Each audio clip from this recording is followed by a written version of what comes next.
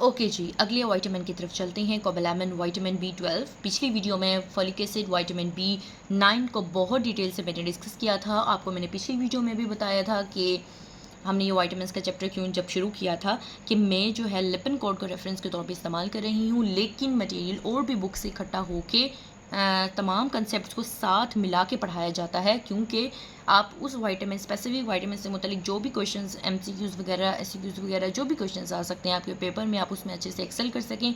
Concept जो जो आपके लिए इंपॉर्टेंट है वो मैं इस वीडियो में आपको आगे चल के सारे बताऊंगी। तो स्टार्ट करते हैं next vitamin cobalamin vitamin B 12 को। मैंने आपको क्लासिफिकेशन बताई थी विटामिन की, कुछ होते हैं वाटर सोल्यूबल, कुछ होते हैं फैट सोल्यूबल। तो वो क्लासिफिकेशन भी और फॉलिक एसिड के मुतलिक डिटेल पिछली वीडियो में दिया गया है, उसको जाके आप देख सकते हैं। अब नेक्स्ट हमने विटामिन बी 12 को डिस्कस करना है, तो स्टार्ट करते हैं। विटामिन बी 12 के बारे में मैं आपको बहुत सीक्वेंस से बताऊंगी। पहले इसकी केमिस्ट्री पढ़ेंगे, इसका स्ट्रक्चर क्या होता है, फिर इसकी एब्जॉर्प्शन कैसे होती है जब हम डाइट में इसको लेते हैं, फिर इसके फंक्शंस क्या बॉडी में जाके परफॉर्म करता है, फिर डाइट्री सोर्सेज यानी कहाँ कहाँ से हम इसे हासिल कर सकते हैं, और अगर इसकी डेफिशिएंसी हो जाए तो क्या क्या हो सकता है। इस हेडिंग के अंदर जब हम पढ़ेंगे तो आपको इसी सीक्वेंस से याद भी रहेगा। तो सबसे पहले हम पर्नीशियस एनीमिया और मेगलोब्लास्टिक एनीमिया, ये मैंने साइड पे क्यों लिखा है, क्योंकि विटामिन बी 12 को एंटी पर्नीशियस एनीमिया विटामिन कहते हैं। यानी अगर विटामिन बी 12 है ना तो पर्नीशियस एनीमिया नहीं हो सकता, अगर इसकी जो है बॉडी में कमी नहीं है तो। अगर इसकी कमी है तो पर्नीशियस एनीमिया और मेगलोब्लास्टिक एनीमिया आपको देखने को मिल सकता है, बल्कि इसकी डेफिशिएंसी कॉज करवाती है। तो सबसे पहले हम स्टार्ट करते हैं केमिस्ट्री से। इसके स्ट्रक्चर के बारे में थोड़ा सा बता दूं, क्योंकि ये वाहिद विटामिन है जिसका थोड़ा कॉम्प्लेक्स सा स्ट्रक्चर है।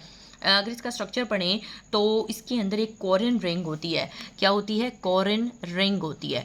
कोरिन रिंग जो होती है उसके बारे में मज़ीद मैं आपको बता दूं कि कोरिन रिंग के सेंटर में होता है कोबाल्ट, उसके सेंटर में होता है कोबाल्ट, और जो उसके साइड पर जो है ना, मतलब कोरिन रिंग के 4 पायरोल यूनिट्स होते हैं। ये इंपॉर्टेंट है, तो एमसीक्यूज़ के लिहाज से आ सकता है, और ये मैं आपको इंतहाई सिंप्लीफाइड वर्जन में करके बता रही हूँ। लिपिन कोड में थोड़ा सा कॉम्प्लेक्स आपका स्ट्रक्चर के बारे में लिखा हुआ है, लेकिन मैं बहुत सिंप्लीफाई करके आपको बता रही हूँ कि कोरिन रिंग होती है इस कोबालामिन के स्ट्रक्चर के अंदर, जिसके सेंटर में कोबाल्ट एटम होता है, और कोरिन रिंग के अंदर 4 पायरोल यूनिट्स होते हैं। अब होता क्या है कि जो कोबाल्ट आइटम है, इन 4 पायरोल यूनिट्स के अंदर नाइट्रोजन एटम होते हैं। उन नाइट्रोजन एटम के थ्रू कोबाल्ट जो एटम है इन पायरोल यूनिट से अटैच होता है। ये इंपॉर्टेंट बात है। और 4 पायरोल यूनिट्स को हमने नेम दिया है ABCD का, ठीक है, अपनी सहूलत के लिए ABCD का हमने यूनिट्स को नेम दे दिया, और ये कोबाल्ट एटम से नाइट्रोजन के थ्रू अटैच होते हैं।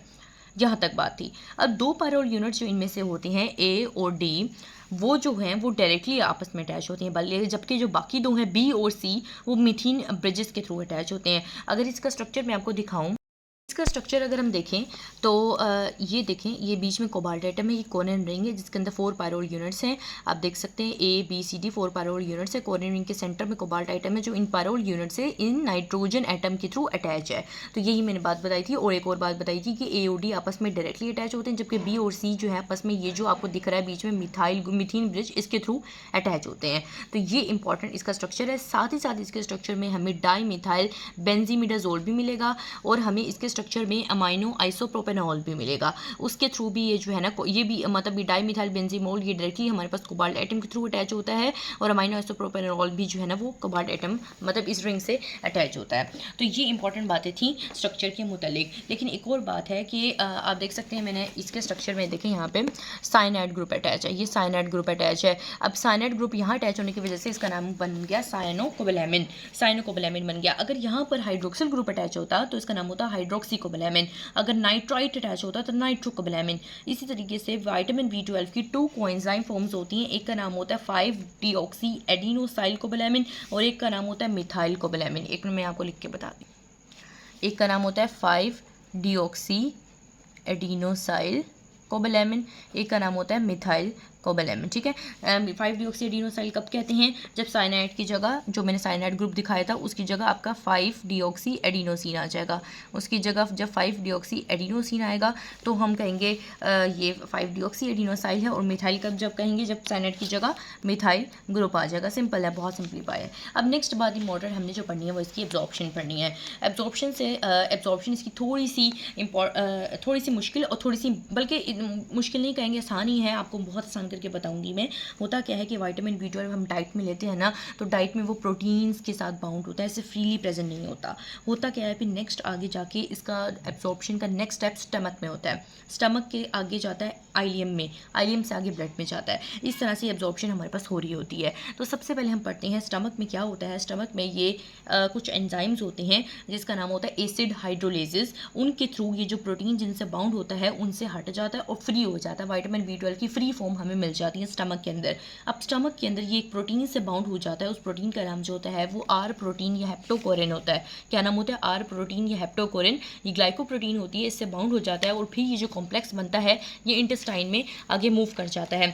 अब ये इंपॉर्टेंट बात मैं आपको फिगर के थ्रू भी बता दूंगी कि डायग्राम के थ्रू कि कैसे हुई है, लेकिन स्टमक में याद रखिएगा कि यार प्रोटीन से बाइंड हो गया और ये कॉम्प्लेक्स आगे जाके इंटेस्टाइन में चला गया। अब इंटेस्टाइन में चला गया, वहाँ पर होता क्या है कि कुछ कॉम्प्लेक्स जो है इंटेस्टाइन में जब जाता है वहाँ पर पेनक्रियाटिक एंजाइम्स आ जाते हैं। जिस तरह से पहले डाइट में ये प्रोटीन से बाउंड था, प्रोटीन से बाउंड होने के बाद यहाँ पर कुछ एंजाइम्स थे जिन्होंने उसको फ्री करवा दिया और हमें फ्री विटामिन B12 मिल गया। इसी तरीके से फ्री विटामिन B12 जब स्टमक में जाएगा तो वहाँ पर आर प्रोटीन से बाउंड हो जाएगा, हेप्टोकोरिन जिसका दूसरा नाम है। और फिर ये जब आर प्रोटीन से बाइंड होगा और ये जो कॉम्प्लेक्स आर प्रोटीन और विटामिन B12 का, ये आगे जब इंटेस्टाइन में यानी आइलियम में जाएगा वहाँ पर होती है पेनक्रियाटिक एंजाइम्स। पेनक्रियाटिक एंजाइम्स इस कॉम्प्लेक्स को तोड़ देंगे बीच में से और विटामिन B12 को अलग करवा देंगे, फिर हमें दोबारा से फ्री विटामिन B12 मिल जाएगा।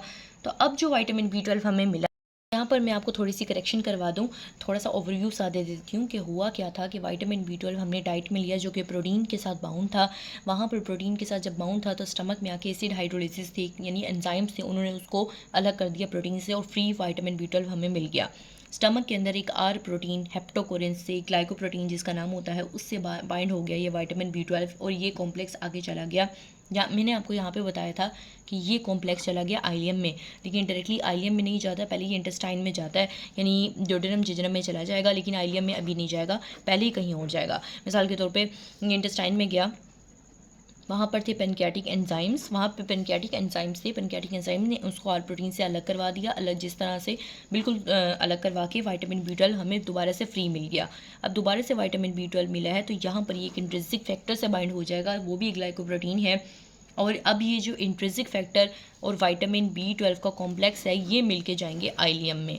इस तरह से थोड़ी सी करेक्शन मैंने करवानी थी, मैंने करवा दी कि आइलियम में अब जाएंगे और कोबैलामिन अब जाके ट्रांसपोर्ट होगा। अब आइलियम में जाके ना ये एक म्यूकोजल सेल है, मिसाल के तो भी एक म्यूकोजल सेल है, ये एक सेल है। अब आइलियम के अंदर आइलियम के सेल्स आएंगे, ठीक है, आइलियम का ल्यूमन है, ये आइलियम का ल्यूमन है और ये सेल साइड पर लगे हुए हैं। अब इन सेल्स के अंदर ये ट्रांसपोर्ट होगा, ठीक है, इंट्रिंसिक फैक्टर के थ्रू ये गया, उसके बाद ये यहाँ से ये ब्लड में चला जाएगा, ये ब्लड है, ठीक है, थोड़ा सा गंद मच गया लेकिन मैं आपको समझाने की कोशिश कर रही हूँ कि ये सेल में गया और सेल से ये ब्लड में चला जाएगा, ठीक है, सिंपल सी बात है।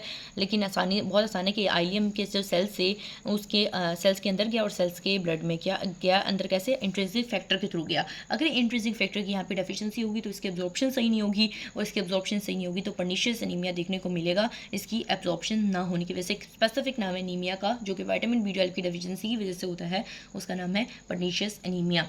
अभी जनरल सर्कुलेशन में तो चला जाता है, वहाँ पर एक प्रोटीन ट्रांसकोबैलामिन के थ्रू जो है ना वो फिर रहा होता है ब्लड के अंदर और बाद में लिवर में जाके स्टोर हो जाता है और बाइल में रिलीज होता है और फिर दोबारा से आइलियम में रीअब्जॉर्ब भी हो सकता है। देखिए आप देख सकते हैं हर जगह किसी न किसी प्रोटीन के साथ ही फिर रहा था। सब्जी जब आया स्टमक में आर प्रोटीन के साथ बाइंड हो गया, उसको बेंटेस्टाइन में इंट्रिंसिक फैक्टर के थ्रू के साथ बाइंड हो गया, फिर यहाँ पे इंट्रिंसिक फैक्टर के थ्रू जब ब्लड में गया, ब्लड में ट्रांसकोबैलामिक प्रोटीन होती है उसके थ्रू बाइंड हो गया, तो इसकी इस तरह से एब्जॉर्प्शन हो गई, स्टोरेज हो गई और बाद में रिलीज बाइल में हो गई, तो भारत से रीअब्जॉर्ब आइलियम में भी हो सकता है। अब नेक्स्ट इंपॉर्टेंट जो बात हमने इसकी पढ़नी है, हमने एब्जॉर्प्शन पढ़ ली, नेक्स्ट वेरी इंपॉर्टेंट फंक्शंस को डिस्कस करते हैं। मैं आपको फंक्शंस नेक्स्ट वीडियो में बताती हूँ।